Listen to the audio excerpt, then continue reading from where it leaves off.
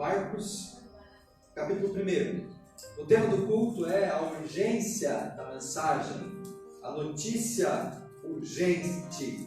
É muito comum, durante as programações televisivas, muitas vezes se interrompe a programação e vem aquela vinheta, e aí vem uma notícia urgente, uma notícia de última hora. Marcos, ele entra na história como aquele que vai apresentar uma notícia urgente. Ele vai entrar aqui na história como aquele que vai trazer uma mensagem que precisa ser entendida, vivida e depois proclamada. Capítulo 1 de Marcos, verso 1. Princípio do Evangelho de Jesus Cristo, Filho de Deus. E o capítulo 16, versos 19 e 20. De fato, o Senhor Jesus, depois de lhes ter falado, foi recebido no céu, assentou-se à destra de Deus. E eles, tendo partido, pregaram em toda parte, cooperando com eles o Senhor e confirmando a palavra por meio de sinais que os seguiam. Marcos, ele é muito objetivo e direto. Marcos, ele já começa com uma única sentença: princípio do Evangelho de Jesus Cristo, Filho de Deus.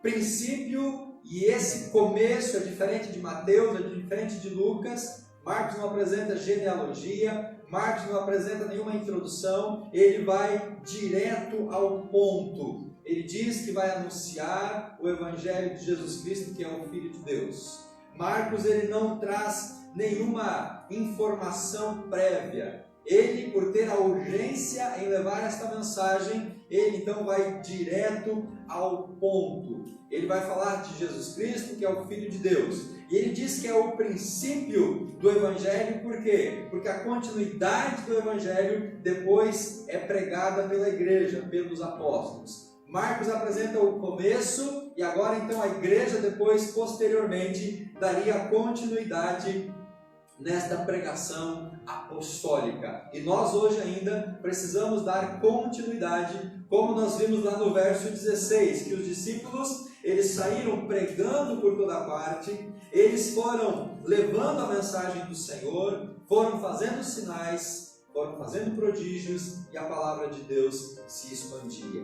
O que é que aqueles discípulos estavam recebendo de Jesus? Marcos usa o termo Evangelho. Evangelho, ele pode ser correspondido, entendido como boas novas. No contexto onde Marcos estava inserido, na época da sua escrita, Evangelho era uma correspondência política ou pessoal. Era usado no Império Romano como uma forma de dar uma notícia, dar uma informação. Como hoje, lá na Inglaterra, quando nasce um filho da realeza, se coloca uma placa, dizendo, olha, nasceu o filho, e ali coloca-se o nome.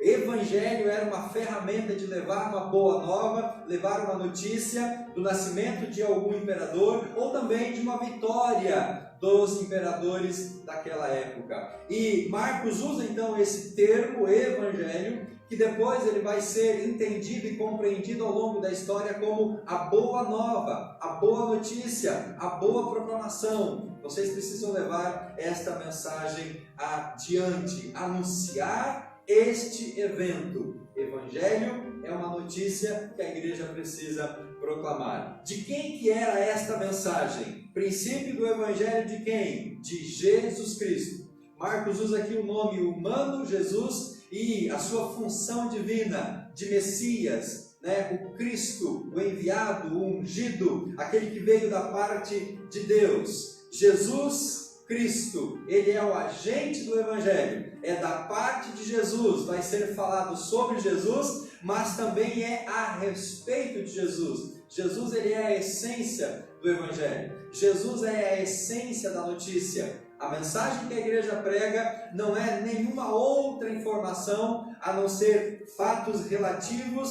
à pessoa de Jesus Cristo, aquilo que ele fez, aquilo que ele ensinou e aquilo que ele realizou. Nós precisamos agora então levar esta boa notícia de que o Filho de Deus nasceu. O Jesus Cristo que é humano e que é divino. Ele veio para mudar a vida, ele veio para mudar a história e ele agora precisa ser proclamado aos quatro ventos. Nós, como igreja, temos essa responsabilidade de anunciar a notícia a respeito do Filho de Deus. A notícia a respeito do Salvador. Marcos apresenta Jesus no começo do seu evangelho como o divino Filho de Deus. Não é apenas um profeta, não é apenas um mestre, a mensagem é a respeito do Filho de Deus, aquele que tem o poder, aquele que tem a autoridade. Então percebem, meus irmãos, que nessa primeira sentença do Evangelho, Marcos já denota toda a importância e toda a urgência. Se você ler Mateus, se você ler Lucas, que são evangelhos paralelos, você vai ver que eles são muito mais prolixos no começo, no início. Eles trazem genealogias, eles trazem outras histórias, outras informações. Marcos ele vai direto ao ponto, porque ele tinha urgência, ele não podia perder tempo. E ao ler Marcos, nós temos que compreender esta urgência. Meu irmão, nós não podemos mais perder tempo. A igreja não pode mais ficar brincando de ser igreja. Sobre nós cai essa responsabilidade de forma urgente, de forma apressada, de forma objetiva, levarmos a mensagem.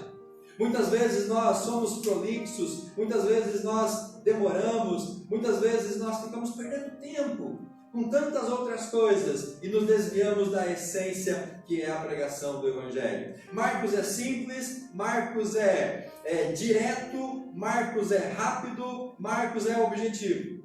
E alguém escreveu que é aquele texto que ao ler a gente quase que perde o fôlego.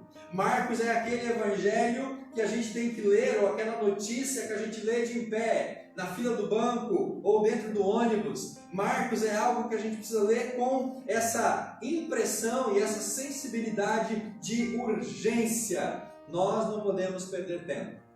E eu acho que como igreja, o grande pecado que nós estamos cometendo hoje é perder tempo de anunciar a mensagem de Deus. É nos ocuparmos com tantas coisas e deixarmos o essencial para depois. Tanto que Marcos não apresenta genealogia de Jesus, ele vai direto ao ponto e ao final do primeiro capítulo, se você ler comigo o verso 45, nós já vemos Marcos descrevendo assim: tendo ele saído, entrou a propalar muitas coisas e a divulgar a notícia, a ponto de não mais poder Jesus entrar publicamente em qualquer cidade, mas permanecia fora, em lugares ermos, e de toda parte vinham ter com ele. No final do primeiro capítulo, Marcos já descreve um Jesus que é famoso, um Jesus que já está atraindo multidões e um Jesus que já está batendo de frente com os líderes religiosos. Marcos ele já vai direto à essência de apresentar Jesus, o Filho de Deus. No primeiro capítulo, depois de descrever o ministério de João Batista, de falar do batismo de Jesus e da sua tentação, Marcos já começa com o chamamento dos discípulos e ele já enfoca Jesus curando, sinais, maravilhas, prodígios, atendendo a necessidade das pessoas. E no final do primeiro capítulo, nós já temos um Jesus que já é famoso em todo aquele contexto. Por quê, meus irmãos? Porque há uma urgência. Há uma urgência. E esta é a mensagem principal que eu e você como igreja, para esse ano de 2022, nós temos que internalizar. Meus irmãos, é urgente nós pregarmos a palavra. É urgente nós sairmos do nosso comodismo e levarmos a mensagem do Senhor Jesus Cristo. Para quem é que Marcos destina o seu livro? Quais foram os destinatários deste livro tão precioso? Marcos ele escreve num contexto de perseguição, por isso da urgência. Marcos não podia perder tempo com detalhes e com outras rotinas, porque a igreja estava vivendo uma iminente perseguição debaixo do Império Romano. Nós estamos agora na EBD estudando o livro do Apocalipse, e hoje de manhã, vendo a igreja de Pérgamo, nós vimos um pouco dessa questão da perseguição, aonde nós vimos que um irmão em Cristo daquela igreja, ele foi martirizado pela fé que ele tinha em Jesus Cristo. Hoje, meus irmãos, nós não sabemos o que é perseguição. Hoje nós não sabemos o que é afronta. Nós temos hoje muita liberdade. E muitas vezes essa liberdade traz para a igreja uma passividade. Mas Marcos estava escrevendo para um grupo de cristãos que vivia muito provavelmente no Império Romano, na cidade de Roma, ou naqueles arredores de Roma, e ali, meus irmãos, o negócio estava ruim para os cristãos. O imperador Nero, ele estava perseguindo a igreja. Isso nós estamos falando por volta de 60, 70. Alguns historiadores dizem que o texto de Marcos foi escrito entre o ano 57 e o ano 63, mas é nesse contexto que o imperador estava perseguindo os cristãos. Roma estava matando os cristãos. O Coliseu era um lugar de extermínio das pessoas que serviam a Deus. Foi nesse período que Paulo foi morto em Roma. Foi nesse período que Pedro também foi morto. Então, Marcos escreve com urgência, porque ele tinha pressa de que aquela igreja perseguida, ela soubesse do que Jesus fez, do que Jesus ensinou, do poder, da autoridade de Jesus, e que aquela igreja então não perdesse tempo e ela saísse e proclamasse a boa nova do Senhor Jesus Cristo. Nós precisamos, amados, aprender com o evangelista Marcos que há uma urgência na pregação do Evangelho. Por mais que nós não estejamos vivendo um ambiente de perseguição contra a igreja, mas a urgência que está aqui, meus irmãos, no nosso contexto, é pessoas morrendo sem Jesus Cristo. Nesses últimos 2 anos, quantas pessoas que você conhece, amigos, familiares, colegas, que morreram devido a consequências da pandemia ou não, sem Jesus Cristo? Se nós não temos no nosso encalço a perseguição das autoridades, a urgência que recai sobre nós na pregação do Evangelho é não ver almas perecendo sem Jesus Cristo. Nós não podemos descansar enquanto há ainda pessoas ao nosso redor que não conhecem a Jesus Cristo. Marcos direciona seu Evangelho à igreja de Roma, uma igreja formada por gentios, pessoas convertidas, pessoas que precisavam agora ser despertadas. Marcos ele está associado a Pedro. 1 Pedro capítulo 5, verso 13, Pedro usa um termo muito sentimental para se referir a Marcos como seu filhinho. Veja comigo lá em 1 Pedro capítulo 5, verso 13. E os historiadores dizem, meus irmãos, que o que Marcos escreve aqui era, na sua grande maioria, fruto das pregações de Pedro. Marcos era muito intimamente ligado com o apóstolo Pedro. No 1 Pedro capítulo 5, no verso 13, Pedro ele diz assim: aquela que se encontra em Babilônia, também eleita, Pedro está se referindo à igreja de Roma, vos saúda, como igualmente meu filho Marcos. Então, Marcos ele era muito próximo de Pedro. Marcos ouvia as mensagens, as pregações, os ensinos de Pedro. E o que nós temos relatado aqui no Evangelho de Marcos é como que um extrato dos ensinos desse apóstolo chamado Pedro. Muito provavelmente Marcos não tenha visto Jesus, não tenha andado com Jesus, não tenha sido um dos apóstolos de Jesus, mas a sua proximidade com Pedro lhe dá autoridade para escrever. Também no capítulo 15 de Marcos, no verso 21, nós vemos que Marcos tem uma grande proximidade com os membros da igreja de Roma. Capítulo 15 do Evangelho de Marcos, no verso número 21, o próprio evangelista diz assim, 15, verso número 21. E obrigaram a Simão Cirineu, que passava vindo do campo, pai de Alexandre e Rufo, a carregar-lhe a cruz. Esse fato é interessante, meus, porque esse Simão que levou a cruz, segundo Marcos, era pai um moço chamado Alexandre e Rufo. Esse homem, esse moço chamado Rufo, lá em Romanos 16, 13, Paulo cita ele como um membro da igreja de Roma. Então Marcos tinha uma grande proximidade, não apenas com Pedro, mas Marcos também tinha uma associação com a igreja, os membros da igreja de Roma, e isso nos leva então à compreensão de que o Evangelho foi destinado para aquele público, para aquela igreja que estava naquele contexto do Império Romano, debaixo da perseguição, por isso da urgência da pregação do Evangelho. Uma outra coisa que nós precisamos entender é: quem é esse Marcos?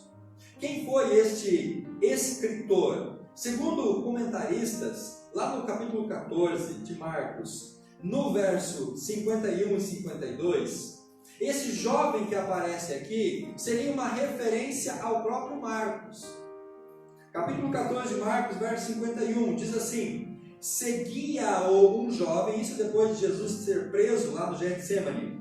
Um jovem então seguia Jesus, coberto unicamente com um lençol, e lançaram-lhe a mão, pegaram o lençol daquele jovem. Os soldados agarraram aquele jovem, tentaram prender aquele jovem, mas ele, largando o lençol, fugiu desnudo. Segundo comentaristas, esta é uma indicação, uma referência do próprio Marcos. Ele seria este jovem que estava ali de espectador naquele momento. Então é uma referência da autoria de Marcos. E este Marcos, segundo Colossenses 4,14, ele era primo de Barnabé. Leia comigo Colossenses 4,14. E eu estou fazendo este panorama aqui para você depois entender uma mensagem muito importante. Colossenses, capítulo 4, verso 14. Marcos era primo de Barnabé. Barnabé, aquele companheiro de Paulo das viagens missionárias.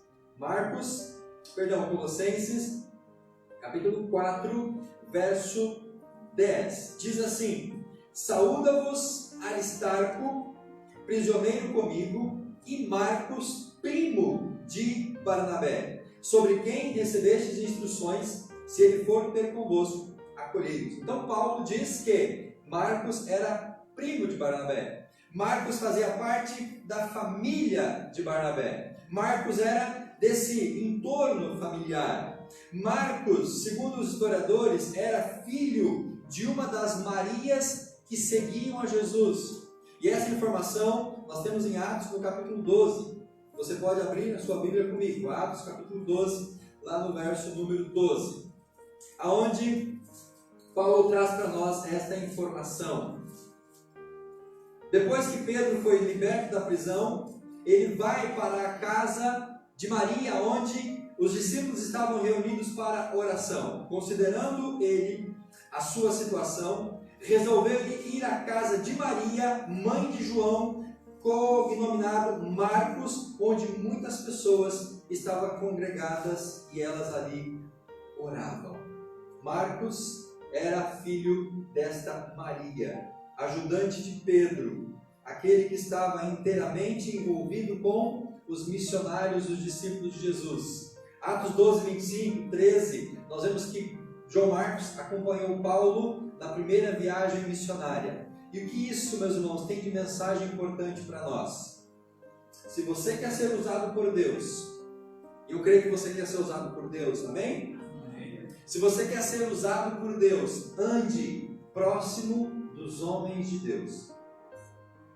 Se você quer ser um instrumento para levar a mensagem que é urgente, olhe e selecione com quem você está andando.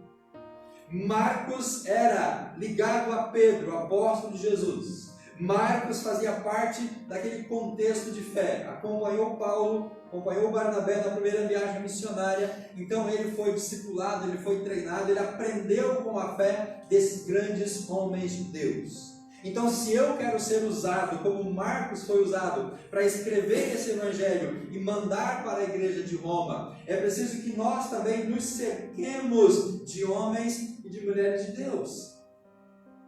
É importante que nós cuidemos das nossas relações. É importante que nós tenhamos em mente que o nosso tempo ele é precioso e nós precisamos investir esse tempo aprendendo com os mais maduros na fé, aprendendo com os mais experientes na fé, para que no tempo oportuno eu também seja usado pelo Senhor.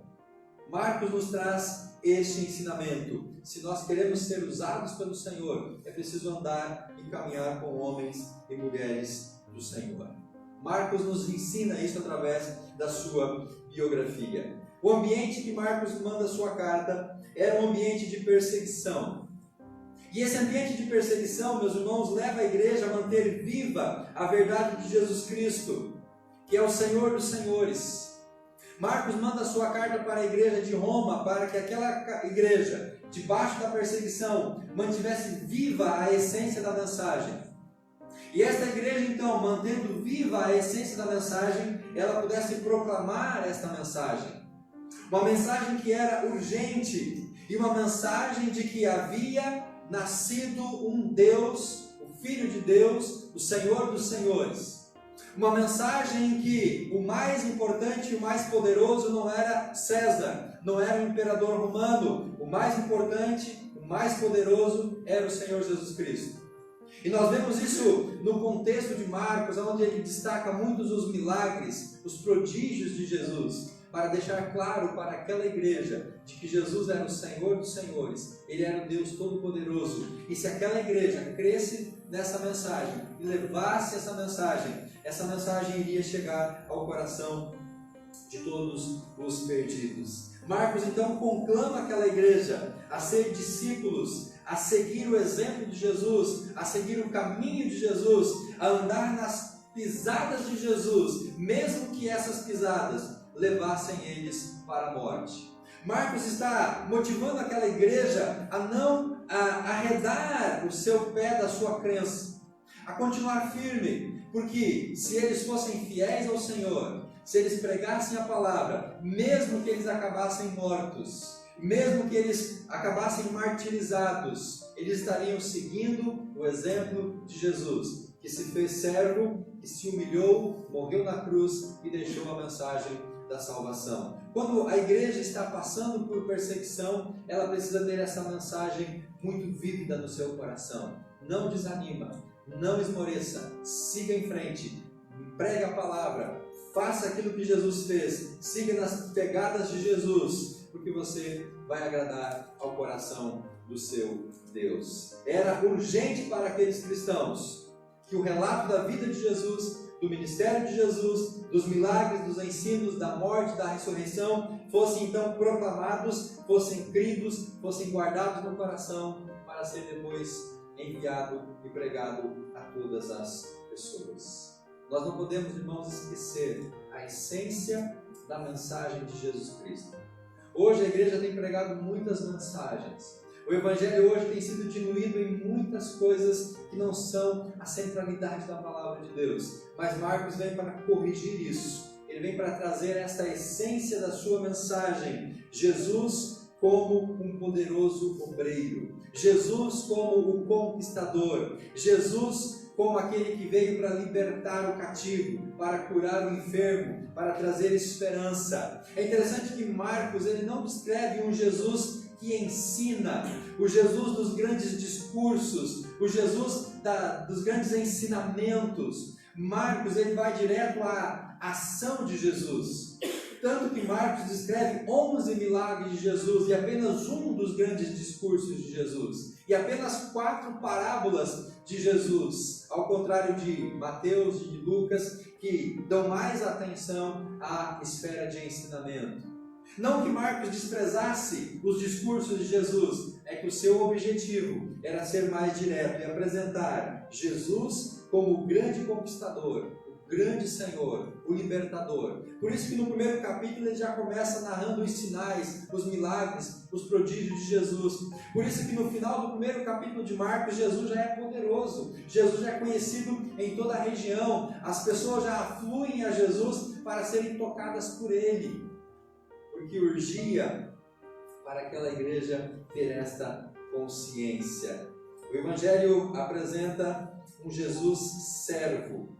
E o texto-chave de Marcos é o capítulo 10, verso 45. Eu quero que você leia comigo neste momento. Marcos 10, 45 resume a essência do seu Evangelho. Aonde Marcos diz, capítulo 10, verso 45. Pois o próprio Filho do Homem não veio para ser servido, mas para servir e dar a sua vida em resgate de muitos. Esta é a credencial de Jesus que Marcos apresenta. Jesus não é um mestre, Jesus não é um profeta, Jesus não é um ensinador, Jesus, ele é o Filho do homem. Jesus, ele é o Cristo.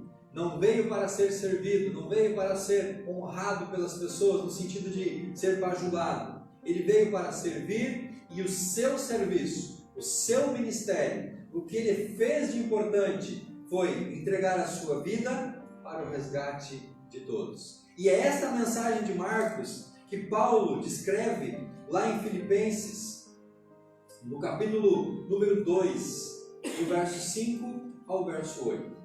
Essa essência do ministério de Jesus, da vida de Jesus, do propósito de Jesus, que é, meus irmãos, a essência da igreja, está descrita em Filipenses capítulo 2, verso 5 e o verso 8. Nas palavras do apóstolo Paulo, assim diz o texto das Escrituras: tendo em vós o mesmo sentimento que houve também em Cristo Jesus. Pois ele, subsistindo na forma de Deus, não julgou como usurpação por ser igual a Deus. Antes a si mesmo se esvaziou, assumindo a forma de servo, tornando-se em semelhança de homens, reconhecido em figura humana. A si mesmo se humilhou, tornando-se obediente até a morte e a morte de cruz. Essa é a essência do Jesus apresentado por Marcos. O Jesus que abriu mão das suas prerrogativas divinas. Não que ele deixou de ser Deus, mas ele não teve por orgulho ser como Deus. Ele veio para servir. E o seu serviço foi manifesto na totalidade na cruz do Calvário. Então Marcos está dizendo para a igreja de Roma: façam como Jesus. Abram mão das vaidades, abram mão do ego, sirvam como servos. Se necessário for, entreguem a sua própria vida. Se preciso for, morram por amor a esse Jesus. Se preciso for, vá até a última consequência. Tome a sua cruz e me siga. Não há como nós seguirmos a Jesus sem tomarmos a cruz do Senhor Jesus Cristo. O humilde servo abandonou a sua forma de Deus, foi achado na forma humana, mas, contudo, ainda era poderoso. Poderoso para operar sinais, poderoso para dominar a natureza, poderoso para dominar os espíritos malignos, os demônios, os espíritos imundos, poderoso sobre as doenças, poderoso sobre o pecado, poderoso sobre a morte. Jesus é o Todo-Poderoso. Não era Nero o Todo-Poderoso e nem o outro imperador que veio antes ou viria depois. O Todo-Poderoso é Jesus Cristo. E a igreja de Roma precisava entender esta mensagem. Marcos está dizendo para aqueles irmãos: só há um Todo-Poderoso, e esse é o Senhor Jesus Cristo. Aquele que deu a sua vida, aquele que entregou-se a si mesmo, aquele que trouxe o reino de Deus para o nosso meio, aquele que inaugura uma nova fase na vida do reino, aquele que conclama agora a eu e você a tomarmos a nossa cruz todos os dias, para na cruz deixarmos o velho homem, para na cruz deixarmos o pecado e podermos então, em novidade de vida, seguir a esse Jesus. E esta vida do reino é uma vida poderosa, mas é uma vida de compaixão, é uma vida de graça, é uma vida de poder. O mesmo Jesus que tem poder e autoridade é o mesmo Jesus que ama, é o mesmo Jesus que salva, é o mesmo Jesus que restaura. Irmãos, de prático, eu quero terminar deixando 5 mensagens do Evangelho de Marcos para as nossas vidas. Primeira mensagem, ele nos mostra Jesus como um verdadeiro israelita, aquele que se submeteu à palavra de Deus, aquele que obedeceu à palavra de Deus, aquele que cumpriu a palavra de Deus, e assim ele se torna um modelo para nós como discípulos no serviço e no sofrimento. E com isso Marcos nos ensina: seja um verdadeiro cristão, seja um verdadeiro discípulo, seja um discípulo autêntico, que vive a palavra, que obedece a palavra, que ama a palavra e que não se desvia da palavra. Seja um discípulo que aprende com Jesus a ser humilde, a servir e a dar-se a si mesmo, por amor aos pecadores. Seja como Jesus, aprenda dele a fazer aquilo que ele espera que nós façamos. Proclamemos esta mensagem de esperança e de fé.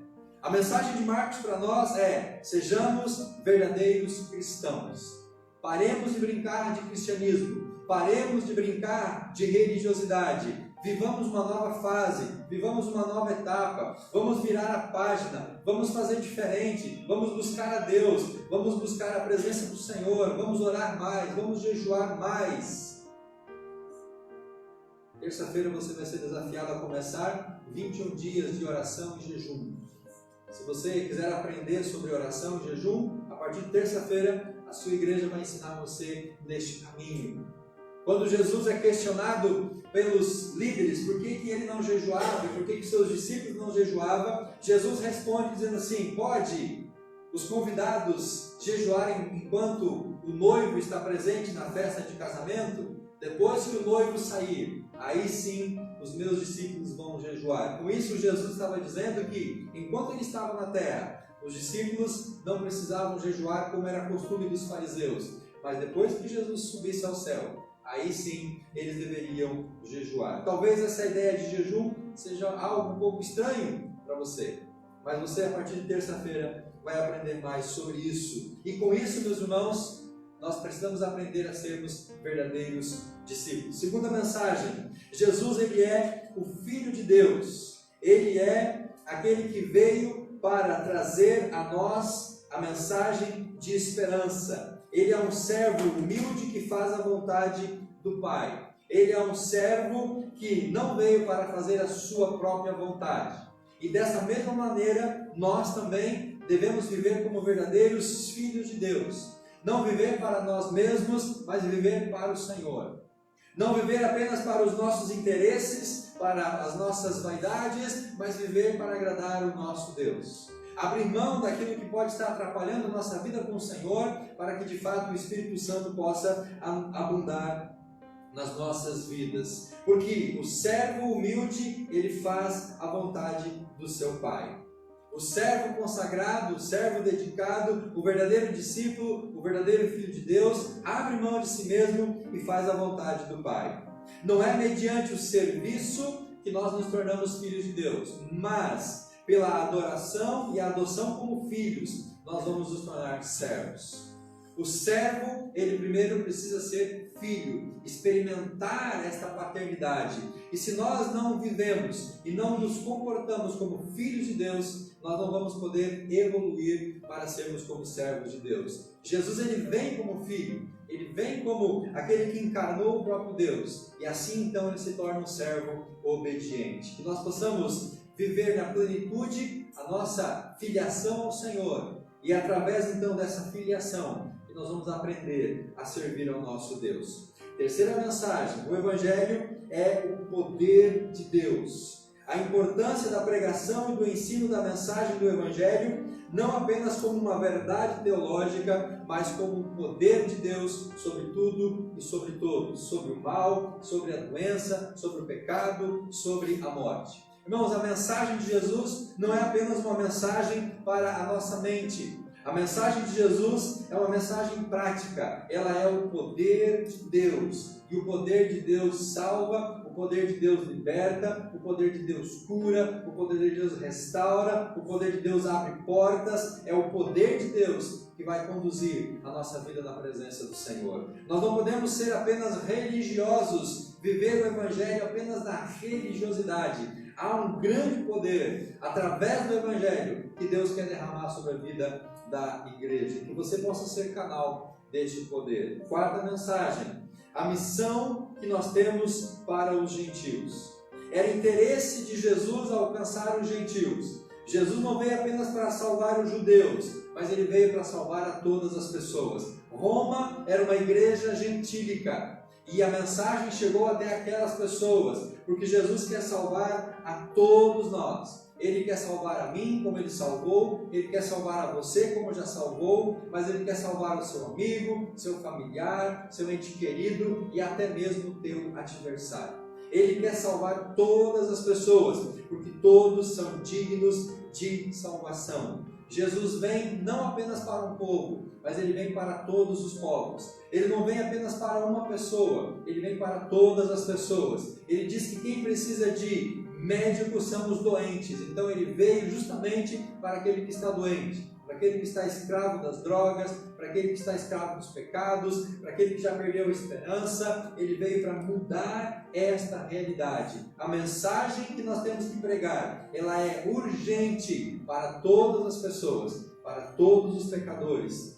indistintamente, para todos aqueles que estão precisando da graça de Jesus. Uma última mensagem, meus irmãos, de Marcos para nós, é a importância de nós buscarmos a presença de Jesus. Marcos é o evangelista que mais descreve ou relata aquilo que nós chamamos dos retiros de Jesus. Marcos relata que por 11 vezes Jesus se retirou da multidão, se retirou do meio dos discípulos, se retirou do convívio para ter um momento a sós com Deus. Por quê? Porque quem está envolvido com o ministério, quem está engajado com o serviço, quem está liberando o poder, quem está tocando pessoas, precisa reiteradamente buscar a presença do Senhor, buscar o esconderijo do Altíssimo para se fortalecer. Então Marcos relata que por 11 vezes Jesus sai do meio das pessoas e ele vai para um lugar específico, para naquele lugar específico ele buscar a comunhão com Deus. Somente à medida em que nós permanecemos no esconderijo do Altíssimo, nós vamos poder ter um coração tranquilo, preparado para o serviço. Quanto você tem buscado ao Senhor? O quanto você tem se retirado para ter um momento ali de intimidade e de profundeza com o Senhor Jesus Cristo? O quanto, meus amados, nós temos buscado de fato ao nosso Deus? Marcos nos desafia a sermos uma igreja relevante, Marcos nos desafia a sermos uma igreja ativa, Marcos nos desafia a levar a boa mensagem, a não perdermos tempo, a proclamarmos que o Filho de Deus chegou até o mundo, que Jesus está entre nós, e Ele veio para salvar, Ele veio para curar, e Ele veio para libertar. Amém? Deus, em nome de Jesus, nós agradecemos pela Tua Palavra. O Evangelho de Marcos, ele nos desafia a uma urgência. Há uma mensagem que precisa ser proclamada com urgência. Não podemos mais perder tempo. Não podemos mais, ó Deus, nos calar. Precisamos nos levantar e sairmos pregar essa mensagem a todas as pessoas. Uma mensagem de salvação, uma mensagem de libertação, uma mensagem de cura e de transformação. Que a tua igreja entenda esta mensagem, viva esta mensagem e proclame esta mensagem. Muitas pessoas têm morrido sem Jesus, porque nós temos nos calado diante dessas pessoas. Muitos estão perecendo, indo para o inferno, porque nós, como igreja, estamos negligenciando a mensagem da salvação. O Evangelho, a boa notícia de que Jesus nasceu, de que Ele está entre nós para curar, para salvar e para libertar. Nos abençoe, Pai, que nós não nos calemos, mas sejamos mensageiros da Tua Palavra. Assim oramos no nome de Jesus. Amém.